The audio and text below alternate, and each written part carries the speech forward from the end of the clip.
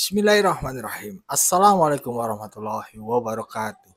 Sobat-sobat ngabarin kabar, semoga selalu dalam keadaan sehat walafiat. Setelah diberikan rezeki yang halal, berkah, lancar, dan juga banyak. Ada perbincangan menarik di Mas1 TV.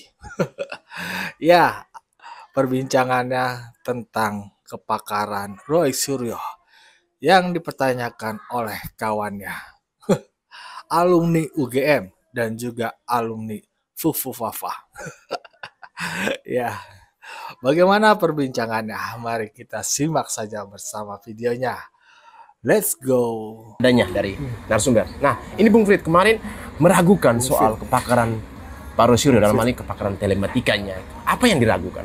Beliau kan sudah kemana-mana ini Pak Roy Suryo ini. Jadi dari awal itu saya sudah mencurigai bahwa kepakaran Roy Suryo itu perlu dipertanyakan. Nah, apa yang dipertanyakan? Dipertanyakan begini, yang mendeklarasikan lembaga mana yang kasih, lembaga mana yang mandatkan, tunjuk bahwa dia itu pakar. Apakah kepakaran itu dia sendiri yang mendeklarasikan diri supaya ikut terkenal, ikut viral, berbicara tentang masalah IT dan lain sebagainya? Kenapa? Saya mengecek, mencari tahu tentang background. Kalau seseorang dikatakan pakar di bidangnya, yang pertama S1-nya harus linear, S2, S3. Bahkan gelar profesor juga karena mumpuni di bidang itu. Contoh, kalau saya S1 hukum, maka S2 hukum, S3 hukum, gelar dan pernah menemukan sesuatu hal yang berurusan dengan dunia pendidikan, dunia hukum, riset. Mungkin dia sudah punya penelitian berbagai macam dan dijadikan sebagai sebuah jurnal di presentasi di secara akademik, bukan di luar-luar.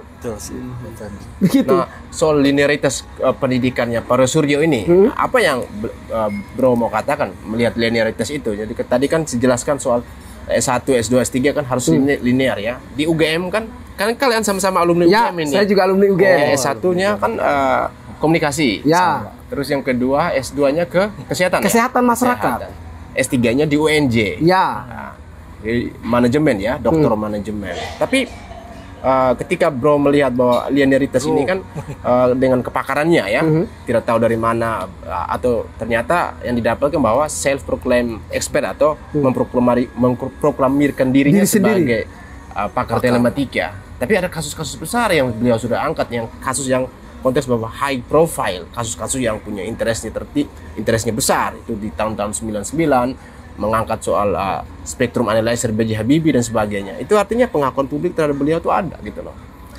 Nah, saat itu kan media juga kurang gencar. Yang kedua, orang-orang yang mencuri start untuk mengklaim dirinya itu kurang. Oh, kurang. Kurang. Dan yang kedua, kalau kita melihat dari background pendidikan yang dia pernah kuliah, orang kesehatan, orang ilmu komunikasi, orang manajemen, kok bisa pakar telematika? Telematika itu lebih menjurus kepada orang elektro. Bro sendiri pernah berurusan dengan kuliah di elektro sebelumnya? Saya tidak pernah kuliah, tapi saya pernah urus adik saya, sepupu saya urus di kampus S1. Kebetulan di kampus saya STTA yang sekarang IDA, saya jurusan penerbangan, ada elektro. Adik saya namanya Yosi, saya kirim ke situ. Ada elektro. Berarti menurut Bro ini mana yang lebih layak dikatakan sebagai pakar telematika gitu? Kelayakannya memang dia tidak layak. Bagaimana saya mau bilang dia layak kalau ijazahnya ilmu komunikasi, ilmu manajemen, ilmu kesehatan kok dibilang pakar telematika? Ini yang masyarakat dibodohi oleh pemikiran dan cara berpikir Roy Suryo. Roy Suryo membodohi orang-orang sakit hati. Karena orang-orang sakit hati, efek dari politik kemarin, pilpres kemarin, gampang terpengaruhi. Mereka tidak mampu memfilter, mengkaji mana itu pakar, dengan mudah langsung percaya termakan oleh permainan Roy Suryo. Jadi saya mau bilang, Roy Suryo bukan pakar telematika. Pakar apa dia Jose? Sebenarnya dia tuh pakar pembuat hoax. Pakar pembuat hoax. Ya, pakar memframing. Pakar memframing. Pakar suka memframing dan suka cari panggung. Jadi pakar memanfaatkan momen untuk cari panggung. Itu lebih cocok. Lebih cocok untuk Roy Suryo itu. Ya, disematkan ke Roy Suryo, saya lebih Kalau setuju. pakar penuding masuk juga nggak? Masuk penuding. Secara hukum, seseorang menuding seseorang. Contoh, saya menuding bilang, Om Irjen, ijazah Om Irjen A, B, C, D. Saya punya bukti tidak? Oke. Dalam hukum berbicara, kita yang mendalilkan, maka kita juga harus membuktikan. Kita membuktikan dengan istilah keren di teknik adalah data primer. Primer itu data asli, data yang bukan sekunder, data yang bukan dicomot dari orang lain, apalagi ambil dari media sosial.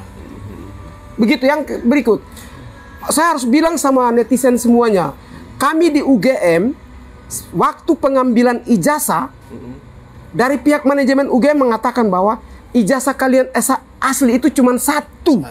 Ijazah cuma satu. Cuma satu asli. Apabila ijazah berikut nanti misalkan dalam perjalanan ijazah kita rusak, robek atau termakan oleh banjir lain sebagainya, kita kembali ke UGM, bukan ijazah asli lagi yang dikasih, surat keterangan lulus. Surat yang lulus. Keterangan lulus. Jadi masa Roy Suryo sebagai alumni UGM, kawan-kawan Tifa sebagai alumni UGM, terus Rismon sebagai alumni UGM tidak mengerti. Jadi saya bilang bahwa ijazah asli itu hanya ada di Joko Widodo, bukan ada di lain. Saya sendiri belum tentu akan memperlihatkan ke orang lain. Apabila terjadi sesuatu, saya pergi di UGM, palingan yang dikasih surat keterangan lulus, bukan ijazah asli. UGM tidak sama dengan kampus lain, sangat ketat. Makanya saya menilai bahwa kok bisa si Roy Suryo dan kawan-kawannya menjadikan sumber referensi yang diposting oleh salah satu orang di X. Ini kan masalah. Katanya dia dokter kok tidak mengerti metodologi penelitian. Belajar metodologi penelitian di UGM tuh, jujur Om Irjen, saya satu mata kuliah 3 dosen, 3 prof 1, 2 doktor. Dapat nilai C saja susah. Metodologi penelitian mata kuliah yang paling susah. Bagaimana kita bisa menentukan menggunakan rumus ini untuk menghitung, apalagi jurusan teknik. Nah, Roy Suryo kok tidak mengkaji secara dalam, tiba-tiba mengklaim bahwa ijazah si A, si B ini, si Jokowi ini palsu. Data dari mana? Kalau memang dia bilang dia pengkajian, mana buktinya? Mana hasil kajiannya? Tunjukkan dalam bentuk jurnal atau apa? Orang pakar, kalau memang secara ilmiah, dibuat dalam sebuah tulisan, dipaparkan secara akademika, disintak di website Scopus kah dimanapun, lalu disampaikan. Dia tidak punya hak untuk mengatakan bahwa ini ijazah palsu. Yang punya hak itu adalah pengadilan. Tapi mereka lakukan itu menganalisis secara forensik digital itu. Gimana menurut Bro? Kalau forensik digital, Abang Irjen, anak SD di kampung saya juga bisa. Kan cuma cek perbesar, hanya lihat mata saja. Pakai alat apa, software apa, kasih kita sama-sama. Bermain aplikasi, kita semua anak teknik pemain aplikasi. Jangan meragukan anak-anak yang, maaf, di jurusan saya dulu, teman-teman yang MSTT itu pernah belajar SKL. Ini diajarin oleh Pak Dr. Pak Subaryono dan kawan-kawannya bagaimana membuat website, bagaimana dikasih. Dicuri karena beliau pakar di situ, jadi dia kasih tahu ke kita cara membuat aplikasinya begini. Jadi kalau pakai software hanya untuk melihat begitu, wah gawat. Gampang, tinggal pakai mikroskop lihat saja sudah kok. Kenapa masih diragukan? Oke, berarti menurut Bro ini bahwa ijazahnya Pak Jokowi itu yang diteliti oleh Pak Roy Suryo dan teman-teman itu, apa yang diteliti oleh Pak Roy Suryo itu sebenarnya keliru begitu? Keliru. Ini sebenarnya barisan sakit hati. Sudah dendam. Oh, kenapa barisan? Dendam dan belum move on. Dulu saya pernah sama-sama dengan mereka. Oh gitu. Saya ada di sama-sama. Dalam Fufu Fafa. Oh, oke. Gulingkan Jokowi kan saya sama-sama. Tapi karena permainan mereka ini sudah terlalu berlebihan. Orang ini move on. Supaya negara ini kita sama-sama urus jadi baik. Kalau kita benci, kapan negara kita akan baik? Nah, mengenai UGM, saya kira UGM perlu menyesal. Menyesali siapa? Menyesali Pak Roy Suryo atau Pak Rismon? Tiga-tiga. Dengan Dr. Tifa? Iya. Menyesali mereka. Berarti UGM harus mengambil langkah nih? Menurut saya UGM harus ambil langkah. Memberhentikan mereka dari alumni UGM. Selesai. Memberhentikan mereka dari Kagama. Dari Kagama? Ya. Jangan mengakui, kenapa? Mereka mempermalukan UGM. Harus tahu, UGM nomor 1 terbaik di Indonesia. Yang kedua, di Asia dia urutan puluhan. Di negeri, di seluruh dunia itu dia tuh tidak salah masuk sekitar di bawah 200. Tidak mudah. Dan waktu saya kuliah, Orang luar negeri banyak sekali yang kuliah di UGM. Loh. Kok alumni sendiri mempermalukan rumah sendiri? UGM ibarat yang melahirkan ijazahnya. Betul. Ibarat orang tua kita ambil batu lempar ke mukanya. Dia ambil batu lempar ke muka UGM. Wajah UGM mau dikemanakan? Ini manusia-manusia yang tidak tahu diri, tidak tahu berterima kasih, Betul. merusak nama besar UGM. Iya. Tapi puji Tuhan, alhamdulillah masyarakat tidak termakan. Ah, Meskipun mereka mempermainkan begitu, tapi lihat aja UGM makin naik, makin nama makin disegani. Yang berikut kita lihat nanti pendaftaran berikut kalau mahasiswa makin banyak. Tapi banyak loh ini muncul di sosial media nih, banyak orang tahun-tahun ini nih penerimaan mahasiswa baru ini banyak orang yang menarik diri atau akhirnya berubah pikiran untuk memilih kampus lain loh. Tidak Bang, gara-gara ini. itu mungkin penyebaran informasi yang kurang benar. Di UGM selalu jadi perebutan pertama. Ish, paten. Jumlah penduduk kami saja masuk, rebutan untuk masuk di UGM baru bisa lolos. Pendaftaran tuh jutaan yang diterima cuma kuota sekitar 1.000, 2.000, 3.000 sesuai kuota yang diberikan oleh UGM. Jadi apapun yang terjadi tetap UGM masih dipercaya oleh dunia. Mereka mau framing bagaimana? Maaf, yang framing itu mungkin mereka tidak lolos UGM. Waktu daftar mungkin anak mereka tidak lolos UGM, mereka tidak lolos UGM. Ya namanya orang sakit hati, sudah dengan satu kampus. Ini momennya untuk dia hantam UGM. Jadi lu sakit hati, lu jangan lampiaskan masa lalu dong. Begitu. Berarti ini kalau melihat, artinya dengan melihat keraguan Pak Suryo nih, kira-kira menurut Bro ini Pak Suryo cocoknya sebagai pakar apa dan menganalisis apa ini? Apa? Pak Roy Suryo, sorry ya, Bapak lebih baik jadi pakar pemenuding atau pakar panci. Pakar panci. Panci itu artinya Bapak pergi di rumah kaji panci secara langsung, lalu melihat, oh ini terbuat dari ini, itu cocok.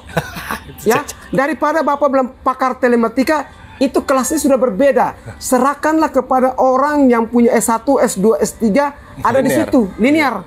Kalau Bapak bilang pakar kesehatan, oke lah. Pakar komunikasi, oke lah. Belum tentu kalau dikatakan pakar kan harus S1, S2, Ya, ya jadi lebih baik Bapak pakar itu saja ya. Pakar panci atau pakar pencari panggung untuk diikuti oleh banyak orang ya. Tidak cocok untuk pakar akademisi. Nah, Tidak cocok sekali. nggak cocok tuh. Ya begitulah ya sobat-sobat, tadi kata bro siapa nih? Ya pastinya beliau ini adalah alumni UGM tadi dijelaskan, dan juga alumni Pufu Fafa. Karena saking gedek ya dia sama Suryo, ini kagak ada berhenti-berhentinya nih orang. Gua cabut aja lah, gua lawan lu sekarang. Ya itulah ya kan, orang juga gedek 4 ya kan, aduh. Ini salah satu teman beliau ya, artinya ya kalau kita bisa nilai di sini ya, udah 4 banget apa yang dilakukan oleh Rismond, Roy, dan Tipa ini yang gak ada habis-habisnya. Apa jadi hajat. Aduh. Nah ini bagaimana menurut sobat-sobat perbincangan tadi, ya kan? Bagaimana menurut sobat-sobat? Berikan pendapat dari kolom komentar. Wassalamualaikum warahmatullahi wabarakatuh.